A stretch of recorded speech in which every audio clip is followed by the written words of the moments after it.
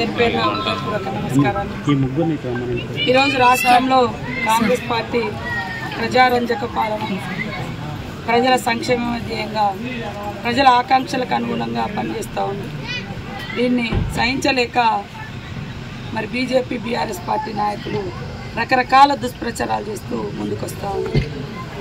ఈరోజు రాష్ట్రంలో ప్రజలకు ఎక్కడ ఏ సమస్య ఉన్నా మరి అధికార యంత్రాంగాన్ని అప్రమత్తం చేస్తూ మంచి పరిపాలన అందించడం కోసం కృషి చేస్తున్నాం. గత 2 నెలల నుంచి కూడా మనం చూస్తే ఎన్నికల కోడ్ రావడం జరిగింది. కొన్ని సంక్షేమ కార్యక్రమాలు ఏవైతే గ్యారంటీలు ఇచ్చినామో అవి ఇంకా కొన్ని అమలు కానటువంటి పరిస్థితి ఉంది. దానికి కారణం ఈరోజు ఎలక్షన్ కోడ్ ఉండడం.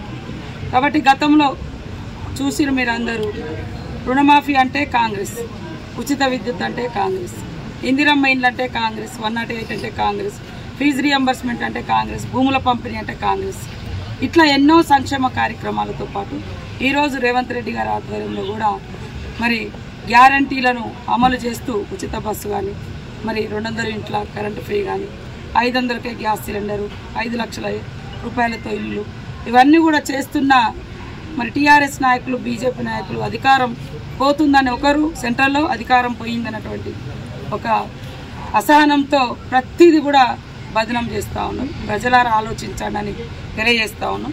అదేవిధంగా ములుగు జిల్లా సాధన కోసం పండ వర్గాలు పోరాటం చేసి ఆ పోరాటంలో మరి మేమందరం కూడా భాగస్వామ్యం. పోరాట ఫలితంగానే చివరి జిల్లాగా ప్రకటించి అది గెజిట్లో లేకుండానే ప్రకటించినప్పటికీ ఈరోజు కొంతమంది కాంగ్రెస్ ఈ జిల్లాను తీసేస్తారని కాంగ్రెస్ ప్రభుత్వము ఈ జిల్లాను తీసేస్తారని తప్పుడు ప్రచారాలు చేస్తున్నారు. కాబట్టి ఆ తప్పుడు ప్రచారాలు మానుకోండి. ఇలాంటి వెనుకబడ్డ ప్రాంతాల అభివృద్ధి కోసం కాంగ్రెస్ ప్రభుత్వము చిత్తశుద్ధితో పనిచేస్తుంది.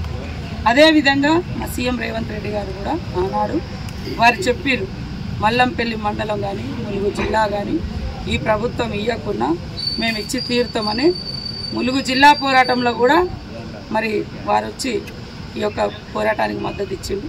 మల్లంపల్లి మండల ప్రజల యొక్క ఆకాంక్షను కూడా అర్థం చేసుకున్నారు.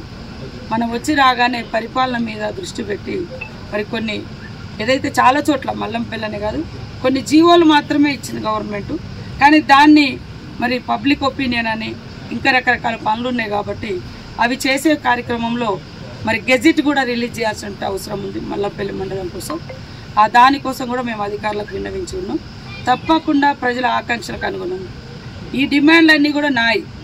ఏదైతే మల్లంపల్లి మండలం కావాలని ప్రజల డిమాండ్కి అనుగుణంగా ఆ రోజు ప్రతిపక్ష ఎమ్మెల్యే కాకముందు కూడా నేను 2009 నుంచి 14 వరకు పోరాటం చేసాను, 14 నుంచి 18 వరకు పోరాటం చేసాను. మరి 18 నుంచి ఇప్పుడు కూడా ఆ నిర్ణయానికి కాంగ్రెస్ పార్టీ, కాంగ్రెస్ ప్రభుత్వం కట్టుబడి ఉంది. అదేవిధంగా రెవెన్యూ డివిజన్ కావాలని మరి అందరికంటే ముందు వాయిస్ తీసుకొచ్చి అసెంబ్లీలో కానీ బయట కానీ మేము, ఎందుకంటే 7-8 మండలాలకు అటు ఉన్నాయి కాబట్టి వాళ్ళ కోసం. అది కూడా మల్లంపల్లి మండలం మరి ఏటునాగరం డివిజన్ కానీ ఇవన్నీ ఎలక్షన్లకు 2 రోజుల ముందు 4 రోజులే వచ్చి మరి కొంతమంది ఓట్ల రాజకీయం చేస్తారు. కానీ నిరంతరం మేము ప్రజలలో ఉండేటోళ్ళం, ప్రజా సమస్యల మీద పోరాటం చేస్తున్నాం, ప్రజా సమస్యలు పరిష్కరించే స్థాయిలో ఈరోజు అధికారంలో ఉన్నాం. కాబట్టి ప్రతి ఒక్కరికి ఈ యొక్క జిల్లా ప్రజల ఆశలు, ఆకాంక్షలు, మల్లంపల్లి మండల ప్రజల ఆకాంక్షలు, అదేవిధంగా రెవెన్యూ డివిజన్ ఏటునాగారం ఏర్పడితే ఆ ప్రాంత కష్టాలన్నీ తీర్చే బాధ్యత ఉంది కాబట్టి ఖచ్చితంగా ఏర్పాటు చేసి తీరుతామని తెలియజేస్తూ అందరికీ నమస్కారం.